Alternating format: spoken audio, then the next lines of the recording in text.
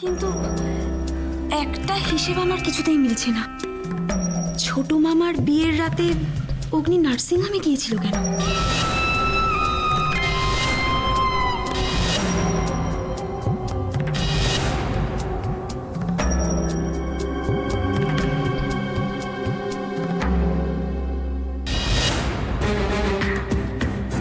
ছেলেটা চিন্তায় দু চোখের পাতা এক করতে পারে। এই দেখো, তোমাদেরও তো একই অবস্থা। না না, দেরি করা যাবে না, আর একদম দেরি করা যাবে না। এবার একজন জাঁদরেল ক্রিমিনাল লয়ার খুঁজে বার করতে হবে কোর্টে দাঁড়িয়ে জোর গলায় আমার ভাগ্নের কেসটা লড়ার জন্যে। মায়ুষী, এমন কোন জাঁদরেল ক্রিমিনাল লয়ার কি তোমার চেনা আছে?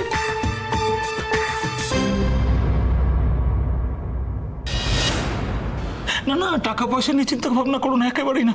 কি বলুন, হ্যাঁ, টাকা পয়সার চিন্তা একদম করো না, জোগাড় হয়ে যাবে। আরে বাবা, টাকা পয়সা আগে না, আমার বড় ভাগ্নে আগে। হ্যাঁ মা, বলো না, এরম কোনো জাঁদরেল উকিল তোমার চেনা আছে কি? না মামা বাবু, আমার তো ঠিক তেমন কেউ পরিচিত নেই। উকিল পরে খুঁজবা, কখন কটা বাজে খেয়াল আছে? বড় মা জানতে পারলে আবার একটা অঘটন ঘটবো। আমি যাই। হ্যাঁ মায়ুষী, আজকে তোর সারাদিন ভীষণ ধকল গেছে। যা, তুইও ঘরে গিয়ে বিশ্রাম নে, কেমন? আমি যাই। যাও মা, যাও, তুমি বিশ্রাম নাও মা, যাও। আমিও যাই, দেখি দু চোখের পাতা এক করতে পারি কি। মামা বাবু হঠাৎ আমাকে কেন ক্রিমিনাল লয়ারের কথা জিজ্ঞাসা করছিলেন? উনি কি জানেন যে আমি আঙ্কেলের কাছে গেছিলাম? বাট জানবেনই বা কিভাবে?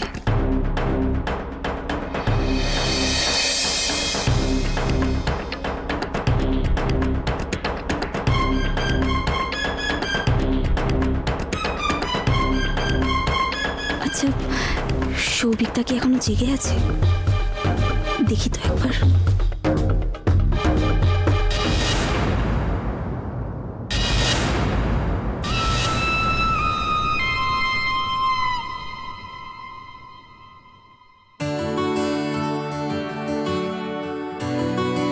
হ্যাঁ রে, তুই যে চলে এলি, তোর বাচ্চাগুলো সব খেয়েছে? মানে আমাদের সূর্য, নীল, জিনি সব খেয়েছে? খেয়েছে গো, খেয়েছে। হ্যাঁ রে সুজন? না, ওরা এখনো খায়নি। খাবার ঢাকা দিয়ে রেখে দিয়েছি, খিদে পেলে নিশ্চয়ই খাবে। তুমি অত চিন্তা করো না। সেই এখন তো ওর জন্য চিন্তা করার লোক এসে গেছে, বল। আমার এবার ছুটি।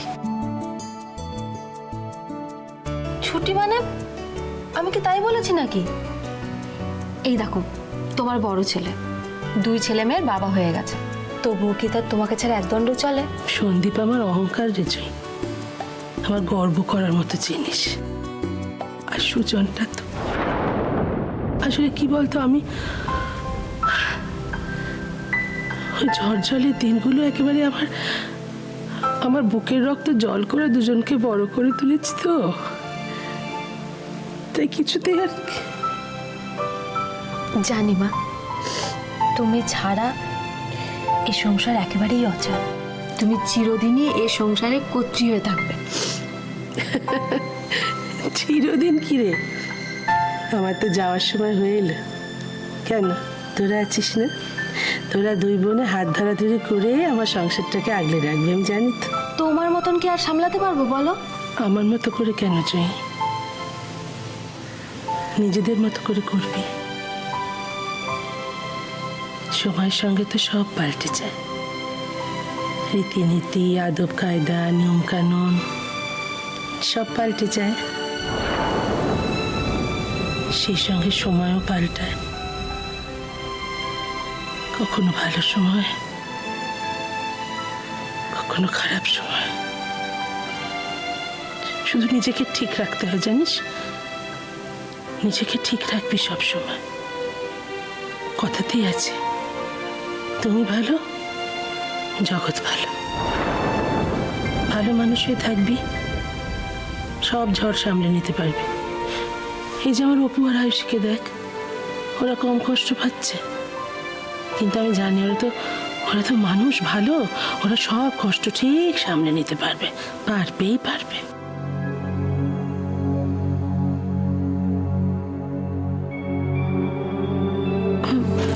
সৌভিকদা,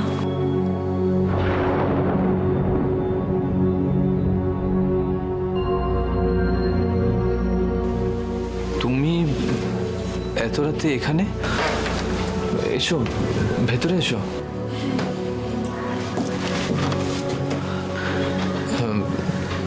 কাল তো কোর্টে আবার ডেট পড়েছে।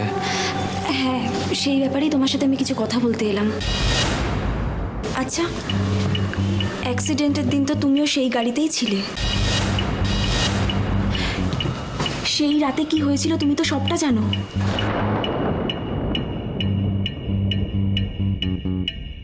প্লিজ আমাকে সত্যিটা বলো, এই মুহূর্তে সত্যিটা আমার পক্ষে জানাটা খুব প্রয়োজন।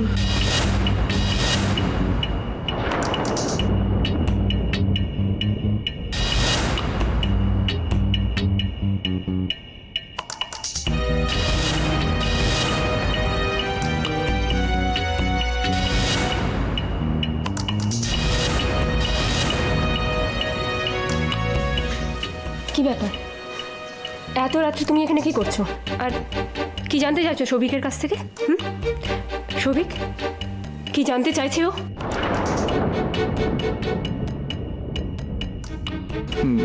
বিশ্রী, শোনো, আমার কথাটা শোনো। তুমি কেন এরকম করছো?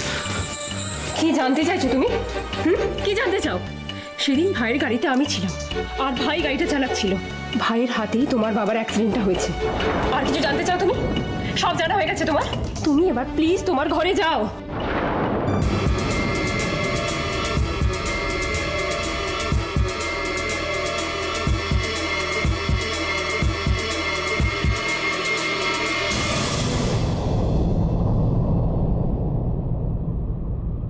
একটা কথা বলবো মা? তোমার আয়ুষীর শ্বশুরবাড়ির লোকজনদের ওর শাশুড়ি মাকে কেমন লাগে বলো তো? ভালো, ভালোই তো, মিশুকে মানুষ, হাসি আমোদ করে, ভালো। তবে বলা উচিত না, যবে থেকে শুনেছি না উনি চন্দনের বোন, তবে থেকে আমার কি বলবো, ওদের মনটা বড্ড খুঁতখুঁত করে। ঠিকই বলেছো মা, আমারও উর্মিলাকে দেখে কেমন যেন খটকা।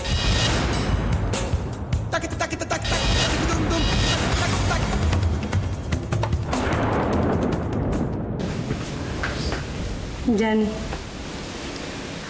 সেটাই তো স্বাভাবিক। তবে কি জানিস জয়ী, ওই যে আমার শাশুড়ি মা বলতেন না, মানুষের মনটা কিন্তু গঙ্গা মাটির মতো, ওখানে কোনো আঁচল লাগবার জন্য। ও হয়তো তুমি কুসঙ্গে পড়ে কুকর্ম করবে, কুপথে যাবে, কিন্তু মন যদি ঠিক থাকে তাহলে সব ঠিক হয়ে যাবে। জয়ী, আমরা এতগুলো মানুষ, আমাদের এত ভালোবাসা, ওরে ভালোবাসায় জঙ্গলের পশু বশ হয়, আর ওই এক ফোঁটা একটা মেয়েকে আমরা আপন করে নিতে পারবো না, তা কি হয় না? সব ঠিক হয়ে যাবে, দেখিস। হয়তো একটু সময় লাগবে, কিন্তু সব ঠিক হয়ে যাবে, সব।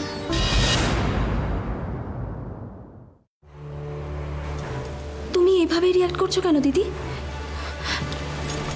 আচ্ছা, তুমি চাও না তোমার ভাই নির্দোষ প্রমাণিত হোক, অগ্নি জেল থেকে ছাড়া পাক? চাও না তুমি? দেখো, আমাদের যা বলার বলা হয়ে গেছে। প্লিজ তুমি আমাদের এইভাবে ডিস্টার্ব করো না, যাও এখান থেকে। সৌভিকদা, তুমি কেন টানছো এর মধ্যে সৌভিককে? আমি তোমাকে বলেছি তো সৌভিক এই ব্যাপারে কিচ্ছু জানে না। সেদিন আসলে সেদিন কি সৌভিক, সেদিন কিচ্ছু ঘটেনি। কি বলবে তুমি? হ্যাঁ, কি বলবে? তুমি কিচ্ছু জানো না, তুমি কিচ্ছু জানো না। আমি তোমাকে বলেছি না, তুমি কিচ্ছু বলবে না। দিদি আমার থেকে কি লুকোবার চেষ্টা করছে, আর কেনই বা করছে?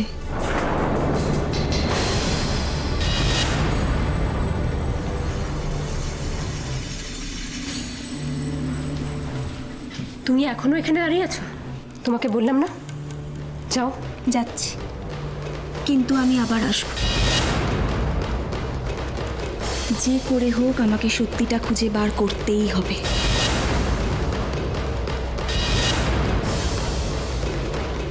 আর তার জন্য যা যা করা দরকার আমি তাই তাই করতে প্রস্তুত। আয়ুষী,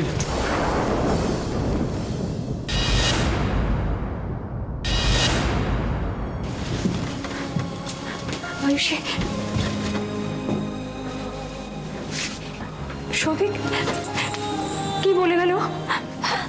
কি বলে গেল বলো?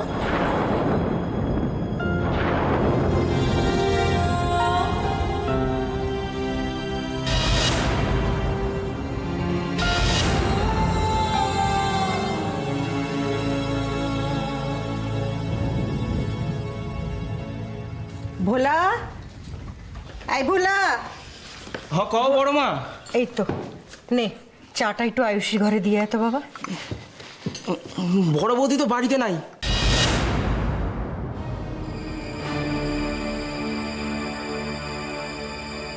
সেই কোন ভোরবেলা বেড়াইছে, বার হওয়ার আগে আমরা কয়া গেল যে মার একটু কয়া দিও ভোলা দা। সে কি এত সকালে মেয়েটা গেল কোথায়? সেই তো দিদিরে, কাল রাতে দু চোখের পাতা এক করতে পারেনি মেয়েটা। আমি নিজে দেখেছি, অনেকক্ষণ এখানে বসেছি তো।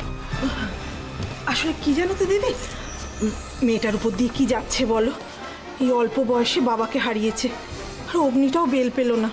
আরে বুঝতেই তো পারছো, ঘরের ছেলে ঘরে নেই, আমাদেরই নাওয়া খাওয়া সব বন্ধ হয়ে গেছে।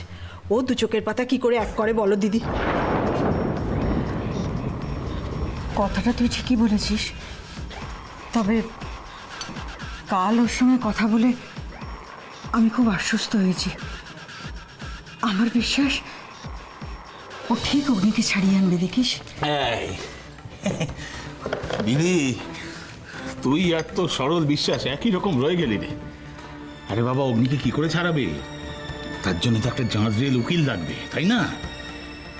অপোনেন্টে কে আছে দেখ, একেবারে কঠিন চিজ, মোহনা দেব রায়, যে তার নিজের স্বামীকেও পারলে ছাড়ে না, বাড়ির লোক তো ছেড়েই দেয়।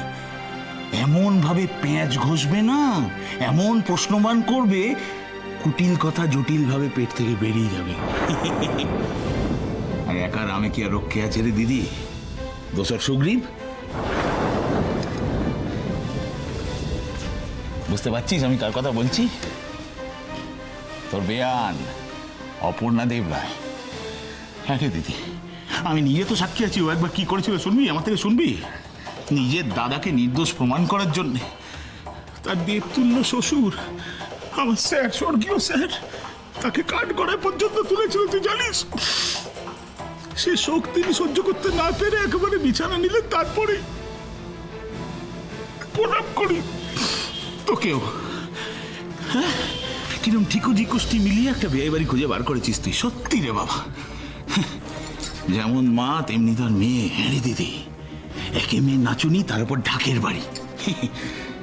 দেখতে হবে না কোন বংশ। আরে বাবা, রক্তের দোষ যাবে কোথায়? হ্যাঁ রে,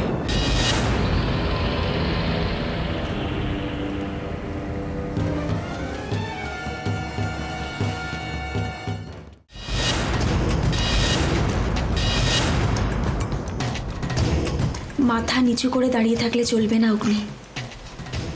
যেটা ঘটে গেছে সেটা কিন্তু আর বদলাবে না, কিন্তু এখন অন্তত মুখ ফুটে কথাগুলো আমাকে বলতে তো পারো। ছোট মামার বিয়ের দিন তুমি হঠাৎ করে কোথায় চলে গেছিলে? কাউকে কিছু না বলে কি করতে গেছিলে অগ্নি? আমাকে সত্যিটা খুলে বলো অগ্নি। এই মুহূর্তে আমার সত্যিটা জানা খুব প্রয়োজন। সত্যিটা এটা যে তুমি আমার উপর আর ভরসা করো না। সবার মতন তোমারও আমাকে বিশ্বাস করতে প্রমাণ দরকার। তুমিও মনে করো যে আমি তোমার বাবার খুনি, তাই তো? না অগ্নি, তুমি একদম ভুল ভাবছো। দেখো, আমি কি চাই না চাই সেটা এই মুহূর্তে ইম্পর্টেন্ট নয়, কিন্তু দুঃখের বিষয় কি জানো তো অগ্নি, আমার চাওয়া না চাওয়া তুমি কোনোদিনও বুঝলেই না। তুমি একটা কথা ঠান্ডা মাথায় ভেবে দেখো তো, আদালত কিন্তু আমার তোমার কারোর কথায় বিশ্বাস করবে না। আদালত প্রমাণ চায়, আর সেই প্রমাণ যদি তোমার মুখ বন্ধ করে থাকার জন্য তোমার এগেনস্টে চলে যায়, তখন তখন আর কি আমার শাস্তি হবে, যেটা তোমরা সবাই চাও। পুরো ব্যাপারটা তুমি ইমোশনালি ডিল করছো। এটা করে কি লাভ হচ্ছে বলতে পারো? এতে তো শুধু কমপ্লিকেশনই বাড়ছে। আমি জানি যে কাকিমণির ব্যবহারে তুমি কষ্ট পেয়েছো, কিন্তু অগ্নি এটাও তো সত্যি যে এখনো পর্যন্ত আমরা যা যা প্রমাণ হাতে পেয়েছি তা সবকিছুই তোমার এগেনস্টে।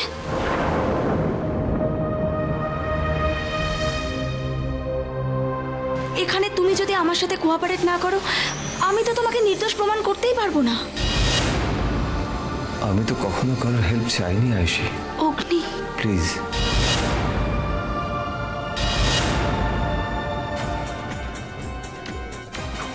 এ নিয়ে আমাকে আর কিছু জিজ্ঞাসা করো না, আমাকে আর এসব নিয়ে প্রেশারাইজ করো না।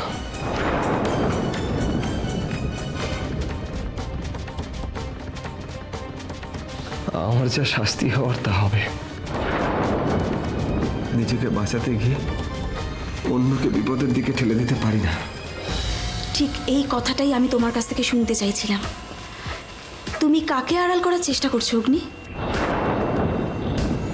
এমন কাকে তুমি বাঁচাতে চাইছো? আমি জানতে চাই যে সে কে, যার জন্য তুমি নিজেকে শাস্তি দিতেও মরিয়া।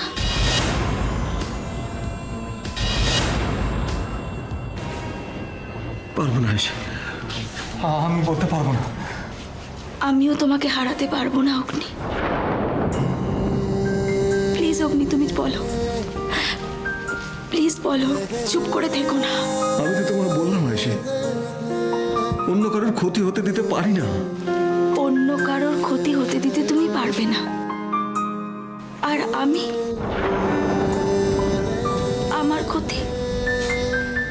আমার কোনো ক্ষতি হলে তোমার কিছু যায় আসে না, তাই না অগ্নি?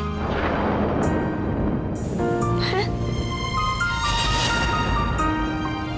কিচ্ছু যায় আসে না, তাই না? আমি তো তোমার কেউ নই।